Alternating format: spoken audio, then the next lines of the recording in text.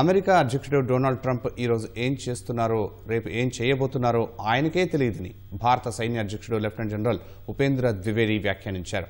మధ్యప్రదేశ్ రేవాలో ఓ కళాశాల వేడుకలో పాల్గొన్న ఆర్మీ చీఫ్ భవిష్యత్తులో ఎదురయ్యే అనిశ్చితులు, అస్థిరత, భద్రతా సవాళ్లను ఎదుర్కొనేందుకు నిరంతరం అప్రమత్తంగా ఉండాలని నిర్దేశించారు. ప్రపంచం అనేక సవాళ్లను ఎదుర్కొంటోందని, పాత సమస్యలు పరిష్కరించే లోపే కొత్తవి పుట్టుకొస్తున్నాయన్నారు. ప్రపంచ దేశాల మధ్య ఏ సమయంలో ఏం జరుగుతుందో ఎవరూ చెప్పలేరన్నారు.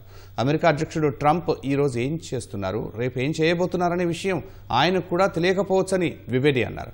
గతంలో వ్యతిరేక భావజాలం, భూభాగాల స్వాధీనం కోసం చేసే యుద్ధాలు అందరి కళ్లకు కనిపించేవని, ప్రస్తుతం కొత్త వ్యూహాలతో దేశాలు పరస్పరం యుద్ధ వాతావరణాన్ని సృష్టిస్తున్నాయని తెలిపారు. ఉగ్రవాదం, ప్రకృతి వైపరీత్యాలు, సైబర్ దాడులు, తప్పుడు ప్రచారాల వంటి సవాళ్లను మన సైన్యం ఎదుర్కొంటోందని పేర్కొన్నారు. ఆపరేషన్ సింధూర్ నుంచి నేర్చుకున్న పాఠాలతో ఆధునిక ఘర్షణలను ఎదుర్కోవడానికి భారత త్రివిధ దళాలు కలిసి పనిచేస్తున్నాయన్నారు.